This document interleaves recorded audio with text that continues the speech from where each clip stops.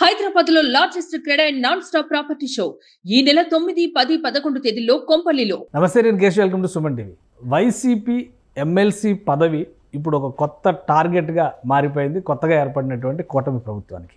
అలాగే ఆ పదవిని కాపాడుకునేటువంటి తాపత్రయం కూడా వైసీపీలో రోజు రోజుకి బలపడుతుంది.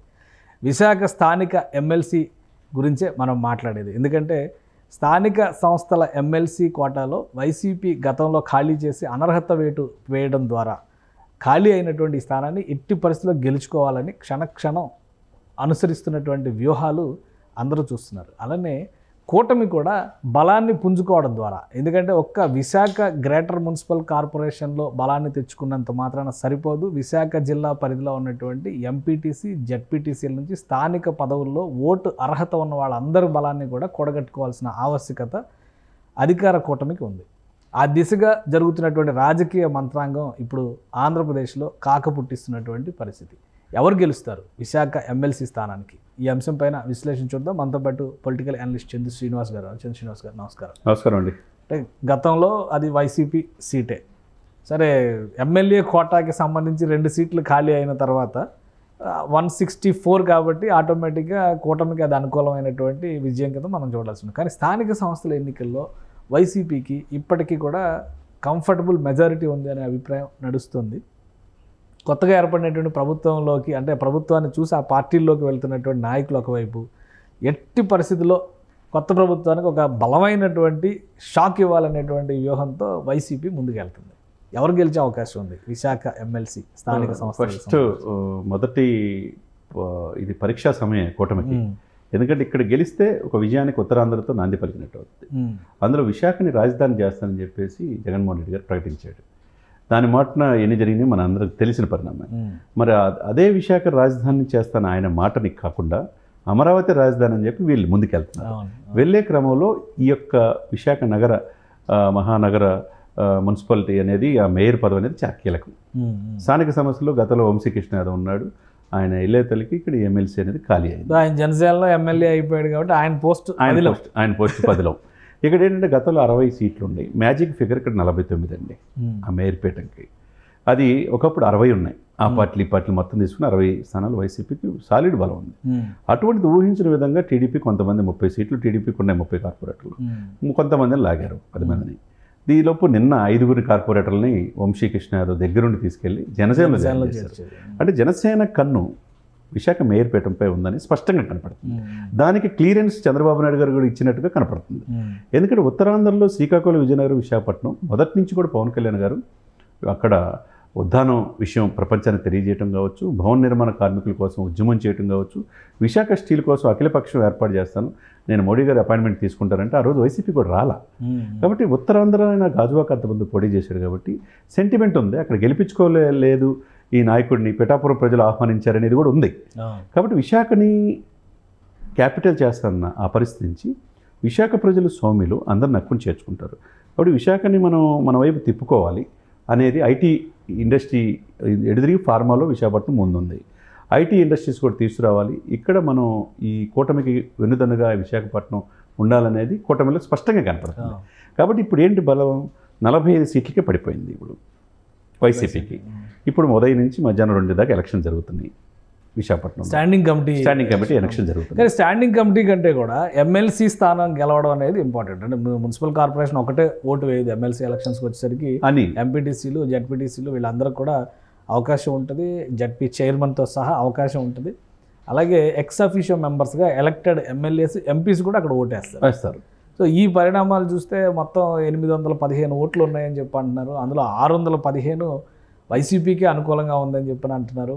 215 మాత్రమే కూటమికి అనుకూలంగా ఉందని చెప్తున్నారు. ఒక 9 స్థానాలు ఖాళీ ఉన్నాయి అంటున్నారు. సో ఎమ్మెల్సీ స్థానానికి వచ్చేసరికి ఈక్వేషన్ తేడా వస్తుంది. మున్సిపల్ కార్పొరేషన్ కూటమి దక్కించుకోవడానికి అవకాశం కనిపిస్తుంది. ఎమ్మెల్సీ స్థానం పరిస్థితి ఏంటి? పైగా క్యాండిడేట్ను కూడా వైసీపీ అనౌన్స్ చేసేసింది చాలా క్లియర్గా. బొత్స సత్యనారాయణ బరిలో దిగుతారు. ఎవరిని బరిలో నిలపడానికి అవకాశం ఉంది కూటమి వైపు నుంచి చూసినప్పుడు? ఎమ్మెల్సీ టీడీపీ నుంచే ఉంటుందండి, డెఫినెట్గా ఉంటుంది. ఎందుకంటే వాళ్ళు ఆల్రెడీ బాబ్జీ లాంటి వాళ్ళు, గండి బాబ్జీ ఉన్నాడు. ఇంకో పేరు కూడా వినపడుతుంది, పీలా గోవింద్, కొంతల, అది అనకాపల్లి నుంచి. ఏదైనా కానీ స్ట్రాంగ్ బేస్ అక్కడ గెలవాలనే ఇదితో వాళ్ళు ఉన్నారు. అదే సమయంలో మేయర్పేట పైన జనసేన కన్నేసింది. ఆ దిశగానే మనం ఒక పరిణామాలు జనసేనకి కనపడతాయి. విశాఖ మేయర్ వస్తుంది, ఎమ్మెల్సీ సీటు టీడీపీకి వస్తుంది అనుకోవాలా? ఆ ప్రయత్నాల్లో ఉన్నారు. అది ఆ ప్రయత్నాలు ఫలప్రదం కావడానికి శాయశక్తిలో ప్రయత్నం చేస్తున్నారు. అది విశాఖ నుంచే చేయడానికి వాళ్ళ వ్యూహాలు వాళ్ళకు ఉన్నాయి. కానీ అంటే ఒకటి, వైసీపీ కూడా బలమైనటువంటి అభ్యర్థిని ఎవరు ఊహించలే విధంగా బొత్స సత్యనారాయణ గారు పక్క జిల్లా అయినప్పటికీ కూడా ఆయన వైఫ్ బొత్స ఝాన్సీ గారు ఎంపీగా కంటెస్ట్ చేశారు. విశాఖపట్నం ఎంపీగా చేసింది. విశాఖలో కంటెస్ట్ చేశారు, అంతకు ముందర విజయనగరం ఎంపీగా చేశారు. సో ఒక బలమైనటువంటి రాజకీయ కుటుంబాన్ని తీసుకొచ్చి జగన్మోహన్ రెడ్డి ఇక్కడ బరిలో నిలిపారు. 2 రోజులు సమావేశాలు పెడుతున్నారు. ఇప్పుడు పాడేరు మున్సిపాలిటీ, అన్ని మున్సిపాలిటీలు, ఆ ఉమ్మడి విశాఖ జిల్లా పరిధిలోకి వచ్చే మున్సిపాలిటీలు, అలానే జడ్పీటీసీలు, ఎంపీటీసీలు, జడ్పీకి సంబంధించినటువంటి లీడర్స్ మొత్తం అందరి సమావేశాలు నిర్వహిస్తారు. జగన్మోహన్ రెడ్డి కూడా చాలా స్ట్రాంగ్గా తీసుకున్నారని అనుకోవాల్సి ఉంటుంది. సో దీన్ని ఎలా కౌంటర్ చేయడానికి వీళ్ళ దగ్గర అవకాశం ఉంది? మొదటి దెబ్బ పడే అవకాశం ఏమైనా ఉందా కూటమికి? డెఫినెట్గా. అంటే కూటమికి దెబ్బ అంటే కానీ ఇక్కడ మేయర్పేటము వీళ్ళన్న పాయింట్ ఆఫ్ వ్యూలో 45K కన్ఫైన్ అయినప్పుడు 49 మ్యాజిక్ ఫిగర్ రానప్పుడు డెఫినెట్గా 50 దాకా ఈ కూటమికి వచ్చే అవకాశం ఉంది. జనసేన కావచ్చు, వైసీపీ నుంచి తీసుకున్న సీట్లు కావచ్చు, ఏదైనా కావచ్చు. మేయర్పేట ఇండిపెండెంట్ కూడా 4 ఉన్నారు, ఇండిపెండెంట్ 4 ఉన్నారు. సిపిఎం స్టాలిన్ అని ఒక సీట్ ఉంది. ఇవన్నీ సిపిఎం ఒక్కొక్కటి, బీజేపీ ఒక సీట్. ఇవన్నీ ఇక్కడ కంప్లీట్ కలిస్తే వీళ్ళకి 50 నుంచి 55 వచ్చే అవకాశం కూటమి కనపడుతుంది. వీళ్ళు 40 నుంచి 45 మధ్య ఆగే పరిస్థితి కనపడుతుంది. అంటే మేయర్పేట మాత్రం డెఫినెట్గా కూటమికి వచ్చే అవకాశం స్పష్టంగా కనపడుతుంది విశాఖ. అదే సమయంలో ఎమ్మెల్సీ పాయింట్ ఆఫ్ వ్యూ ఏంటంటే ఎమ్మెల్సీ మీద కూడా దృష్టి పెట్టి ఎమ్మెల్సీ కూడా తీసుకోవాలని కూటమి శాయశక్తులు ప్రయత్నం చేస్తుంది. అంటే మీరన్నట్టు ఉత్తరాంధ్ర నుంచి తూర్పు కాపు సమాజానికి చెందిన వ్యక్తి బొత్స ఫ్యామిలీని ఊహించిన విధంగా రంగంలో దింపారు. కాబట్టి ఇక్కడ ఇప్పుడు యాజ్ అండ్ టుడే చూస్తే వాళ్ళకి ఎక్కువ మెజార్టీ ఉంది. కానీ తెర వెనుక ఏమైనా యంత్రాంగం నడిపి ఏదైనా జరిగినా అద్భుతాలు జరగవచ్చు అనేది బలమైన ప్రత్యర్థి అవుతారా? ఇప్పుడు గండి బాబ్జీ కానీ, పీలా గోవింద్ కానీ, బొత్స సత్యనారాయణ గారు అంటే ఆయన ఎలక్షన్ మేనేజ్మెంట్లో ఆయనకంటూ ఒక టెక్నిక్ ఉంది. డెఫినెట్ కూడా ఆయన తట్టుకుని నిలబడగలిగేటువంటి అభ్యర్థులు అవుతారా? ఇంకెవరైనా కొత్త అభ్యర్థుల కోసం కూటమి అన్వేషించే అవకాశం? వీళ్ళిద్దరే కనపడుతున్నారు ప్రస్తుతానికి. బొత్సాన్ని ఎదుర్కోవాలంటే కొద్దిగా ఆయనకి 4 దశాబ్దాల ఇది ఉంది కాబట్టి వాళ్ళ ఫ్యామిలీ నుంచి ఎమ్మెల్యేలు, ఎంపీలు అందరూ ఉన్నారు. ఒకేసారి 4 ప్రాతినిధ్యం వహించారు చట్టసభలకి. అంటే బొత్సాని ఎదుర్కోవాలంటే ఒక రకంగా వీళ్ళకి లిట్మస్ టెస్ట్ లాంటిది ఈ కూటమికి. అంతే. ఆల్రెడీ 1-2 చోట్ల ఈ స్టాండింగ్ కమిటీలు గెలిచిన వెంటనే కూటమి మొదటిసారి ఓడిపోయిందని వైసీపీ ఆల్రెడీ సోషల్ మీడియాలో క్యాంపెయిన్ కూడా చేసుకుంటారు. సో ఇక్కడ స్టాండింగ్ కౌన్సిల్ గెలవడం, విశాఖ పీఠానికి గెలవడం, నెక్స్ట్ ఎమ్మెల్సీ గెలవడం, ఇవన్నీ జరగడానికి 13వ తారీఖు నామినేషన్స్ లాస్ట్ ప్రకటించారు. ఈ 4 రోజుల్లో జరిగిపోతుందా ఇదంతా? ఏమో. ఇక మొదటి నుంచి కూడా ఏంటంటే ఉత్తరాంధ్ర, శ్రీకాకుళం, విజయనగరం, విశాఖపట్నం నుంచి క్రమేపీ గ్రాఫ్ వైసీపీకి తగ్గింది. మన ఎలక్షన్స్లో మనకు తెలిసిన అంశమే. మరి అప్పటి నుంచి ఆ పార్టీకి 11 మంది ఎమ్మెల్యేలు ఉన్నప్పుడు ఈ పార్టీకి వైపు నిలబడే వాళ్ళు ఎంతమంది, నిలబడిన వాళ్ళు ఎంతమంది అనేది అన్ని పారామీటర్స్ భవిష్యత్తు కూడా చూసుకుంటారు కదా. కాబట్టి ఈ కూటమి పెద్దలు మాట్లాడి ఉంటారా దీంట్లో చాలామందితో? వీళ్ళు ప్రభుత్వానికి వ్యతిరేకంగా ఓటేస్తారా? అసలు ఎంతమంది ఓటేస్తారు? సాలిడ్గా వీరు చెప్పినట్టు ఎక్కువ మెజార్టీ బొత్సాకే వచ్చి బొత్స అవ్వచ్చా? ఏదైనా కానీ తెర వెనుక వైసీపీ కన్సాలిడేట్ అవ్వడానికి ఇప్పుడు మీరు చెప్పినట్టుగా 11 సీట్లే గెలిచిన, 2 ఎమ్మెల్యే సీట్లు అక్కడే గెలిచారు. అరకు, పాడేరు అక్కడే గెలిచారు. అరకు ఎంపీ సీటు కూడా వైసీపీనే గెలిచారు. సో అంటే అక్కడ గట్టి పట్టు వైసీపీకి ఉన్నట్టుగానే మనం చూడొచ్చు.